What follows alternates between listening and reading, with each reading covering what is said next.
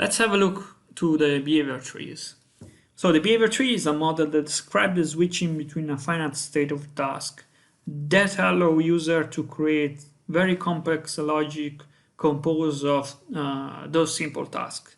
It's built as a hierarchy set of nodes that control basically the flow of the decision making of an agent. So let's have a look how to create one. Let's go to the Atoms UI and go to the Behavior Tree tab here and then create a new behavior tree. Let's call it discuss padding BT behavior tree. So as I told you before, it's a hierarchy tree, and so they start in this case from left to right, and they always start with the root nodes. So in the tree there are three types of nodes that you can create. One is the composite nodes. Composite node define the root of a branch of the tree and the base rule for how that branch is executed. So a composite node can have multiple children, so multiple branch, and it basically choose basically on the type of the composite node which branch to execute. Then we have the decorators. The decorators are single children, and usually is used to filter the execution of the children, and basically on some condition or some other logic. And then we have the behaviors or tasks. The behavior are nodes that actually do things, so they are nodes that actually do computation, change data on the agents, and basically it's the proper behavior. The task and behavior are leaf nodes, so they don't have children, and these nodes basically return a state. Actually, each node return a state, but especially for the task and the behavior, these nodes can return different type of states. One is success, so it tells the tree that the task run its logic and all went fine, or you return a running state. The running state means that the node is still compute its logic, so it doesn't finish at that frame. You need more time to finish its work. And then we have the failure state. The failure state, it tells basically to the tree that something happened inside the computation with the logic, and so it just stopped at some time the computation of that nodes and return the state to the parent. So let's start to create a simple, really simple tree. So let's go to the behavior. They contain our tasks, and for example, let's create a wait. A wait node just is a node that is executed and continue to the execution until you reach a certain time. So for example, I can tell to run this node for 2 seconds. So here I have the wait time, and I tell the use seconds, otherwise it will use frame, and then just connect this one. So here just a task node. Let's register. Now to use this tree, I just need to select my agent group as a behavior tree, and then select my behavior tree. Now if I press run, nothing happens because the tree is just a wait node, so doesn't change anything inside the simulation. But if you want to see the execution of the tree during the simulation, you can do with the new debugger UI. Here you'll see all the agents, and then the behavior tree tab you will see the execution of this tree.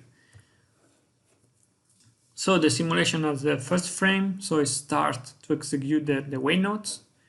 The yellow border and this animated connection means that this node is running. So this branch is active and this node is running. If it's green, then will be that this node just finished, I return success. If it's red, then it means that it returns false. But let's press play. Let's have a look how this one will change. So it's still running, and then it's finished. So let's have a look when it's finished. So probably here, the 50 frame. Yeah, the 50 frames. So the time this node spent more than 2 seconds on the computation. So it finished its computation and return success. So return the green.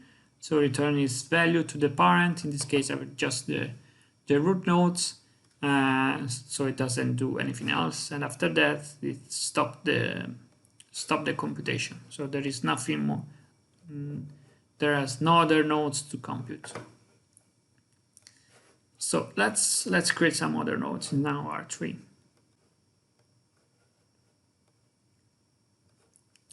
So the other type of nodes that you can create are composite nodes. Composite node basically, as I told before, can have multiple children, and based on their specific logic can execute children in a specific order. The two main and basic composite nodes are the selector and sequence. So let's have a look at the sequence.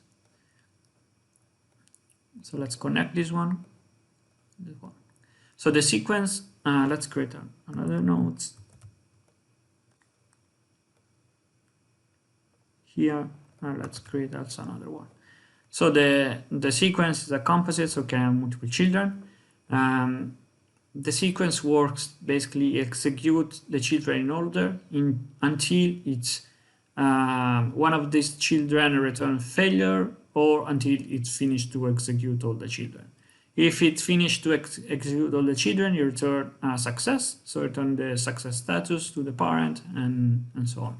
Otherwise, if one of the children return failure, it stop the execution and return failure to the parent as well.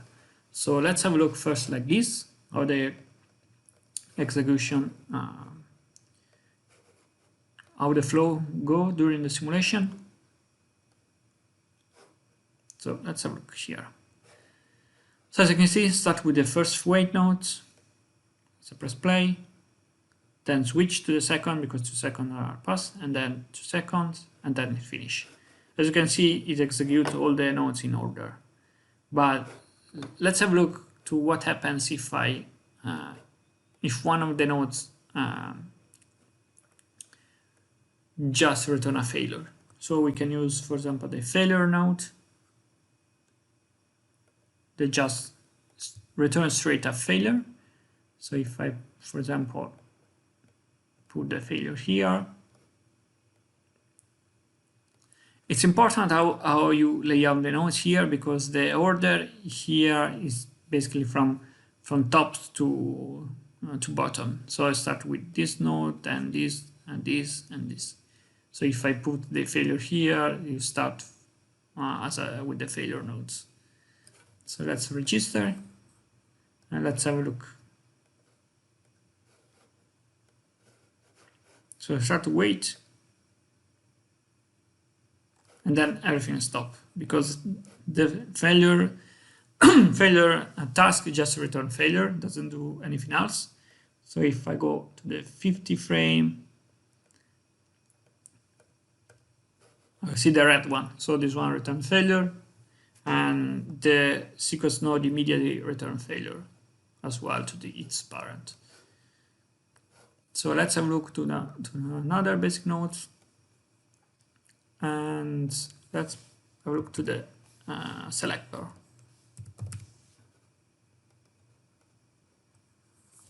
Let's delete this one.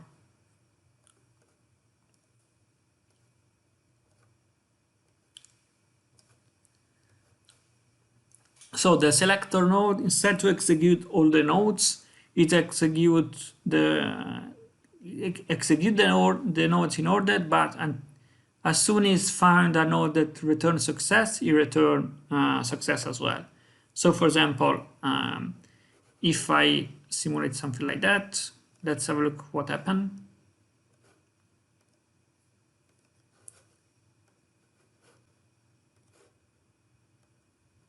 Okay, start with the wait nodes. Press play, and then at frame 50, when the wait finish, return success immediately and return success immediately. So it doesn't execute the other children. Let's have a look if we change the order. For if we put the failure.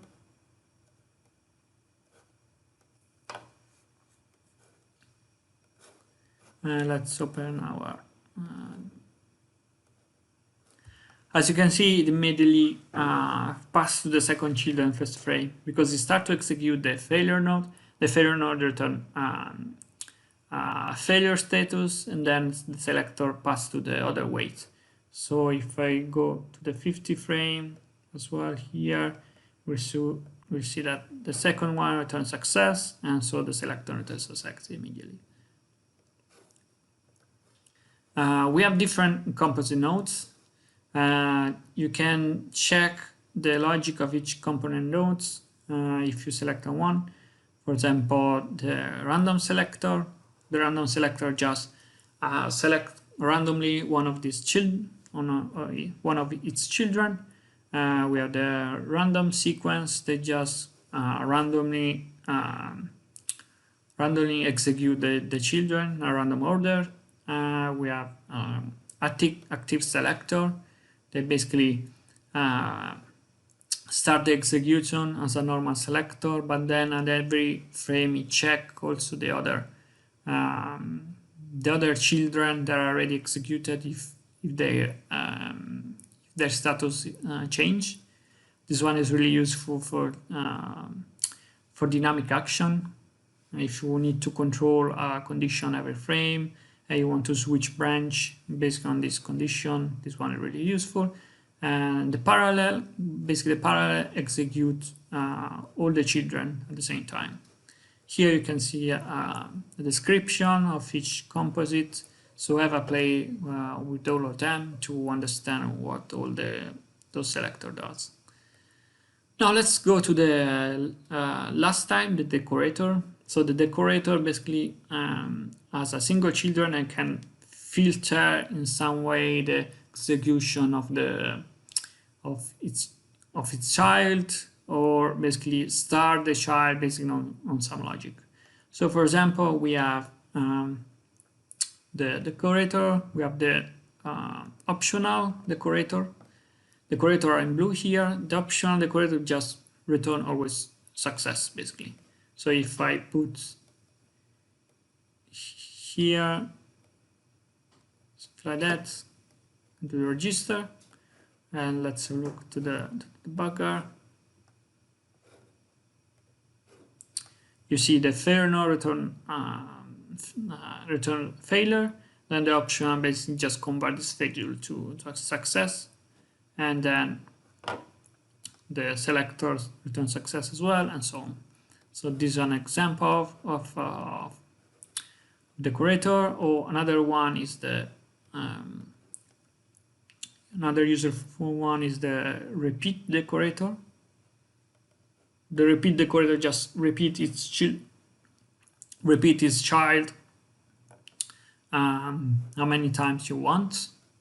So for example, let's remove this one. Let's put the repeat here.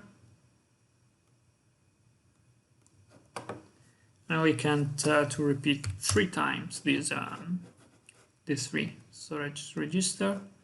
Let's open my debugger. So now if I rewind, see the wait starts, and then if I go to the 50, so the wait 50 frame, the wait will finish its execution, and then repeat is execute again the child, so executes the branch here, so execute again the wait, and so on for 3 times in this case, and then just stop. The repeat nodes as option if you want repeat forever, you can turn on the repeat forever. This way the tree always is continue to repeat for the entire simulation. Okay, now basically you have seen really simple nodes here. Let's have a look to nodes that actually do and change data on the agents on your simulation. So to basically the behavior tree as a component that is called the blackboard. The blackboard basically is a place where data can be written and read during the simulation for the logic of your tree. So some nodes can write some data, and some other nodes can read this data back to do their own logic. And the blackboard, you can also link agent metadata directly inside the blackboard, and the blackboard is unique per agent. So every agent has his own blackboard with its own data. So for example, let's create a new blackboard value here. The blackboard entry can have different type data. For example, we can create a vector tree. Let's call, for example, the target position. And let's put to, I don't know, some position 500, and then let's delete all this guy here, and let's create a go-to node. The go-to node basically lets an agent basically to go to a specific position. For the go-to node, we need a target position. In this case, will be this value from the blackboard, and then the start position. That in this case is the agent position. So in the go-to here, we have the parameter, and we can set the target position. We can set the target position directly, or we can use this value from the blackboard. So if you want to use this and link basically this blackboard value to this attribute, you can just press here and then set target position. Now we need to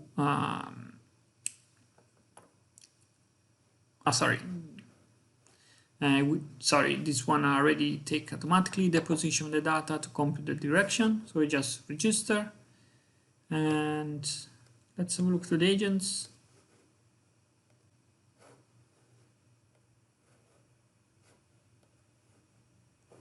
Yes, sorry, we need to go in the walk state,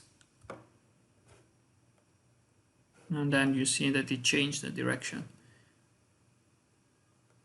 And we can do some more logic with the go-to. So now basically, for example, if you want the agent to stop when this go-to finish the execution, because this node will continue to execute until it reach the target position at a certain distance. So for example, we can put a sequence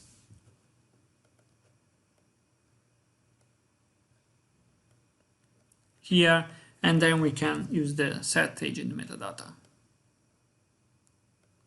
In this case, we can set the state inside the state machine and put a state here. This way, let's increase the radius to 500, 200 here. So just press play, and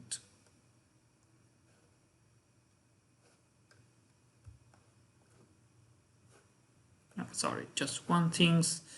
We need to stop the state machine to set the state. So let's here set the state only agent creation. So you can just press play, stop. So you can see from the debugger what is happening.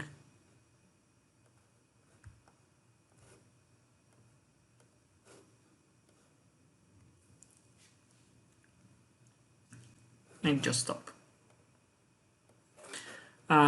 Let's have a look to the other option, to the beam, to the blackboard. So here we expose, basically we create a target position.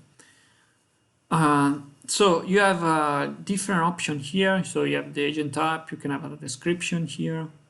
And then we have this attribute, the expose. So you can expose this blackboard to the module. In this way you can attach stuff. So for example, I can turn on the expose, register, and now if I rewind, I select my tree, you see I have the target position here. So now I can change, I can connect. So for example, I can change its value, or let's put 300. Let's stop. Then you have another option. So let's create, for example, position. And let's call direction first. So here you have the agent metadata attribute. This means that you can basically expose an agent metadata to the blackboard here, and this way you can connect and use this value on some parameter or some nodes using the blackboard key mode here. So for example, if we want to control the direction of an agent, we can so use the same metadata name, in this case direction, and then we can link this metadata. At this point, when this blackboard entry is linked to a metadata, then it doesn't read or store data on the blackboard, but it read and store data directly on the agent metadata. So you can have a sequence. For example, here I can set blackboard entry, and I want to set a direction entry here will be a direct vector 3, and for example, let's put a direction 1, 1,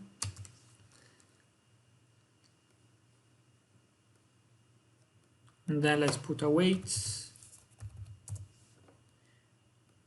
and for example, I want that for 2 seconds my agent go in this direction, and then start to go to the target. So if I register 1, you see now it takes the direction 1 for 2 seconds, so 50 frames, and then start to go there. That's probably too close here. Minus 500.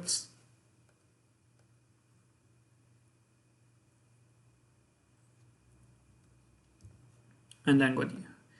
As you can see, you can create quickly some really complex logic using simple nodes and a simple tree. There are things is here we have on the agent metadata. This also cache option. The cache option means that basically this metadata is stored, basically is cached before execute the tree.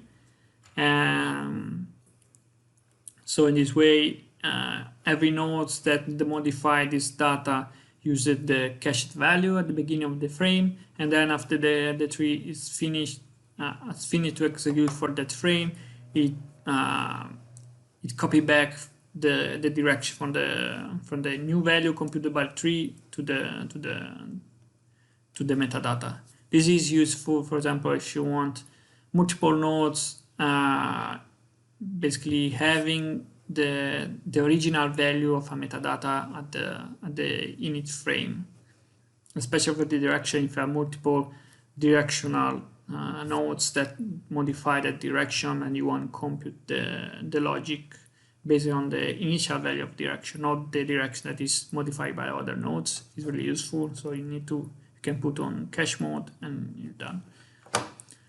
Last thing is add attribute here option on the behavior tree module. This is basically you can expose attributes that are linked automatically to the blackboard.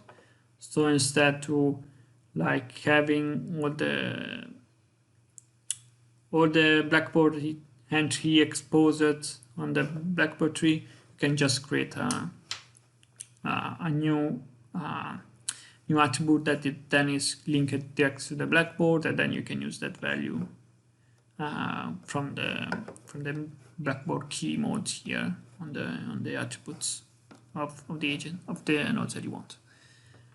So this is a basic introduction for the behavior tree. During the tutorial, we will use a lot of more nodes, and this way you will learn how to do more complex stuff, and you learn all the other nodes that we have in Atoms that you can use during the simulation.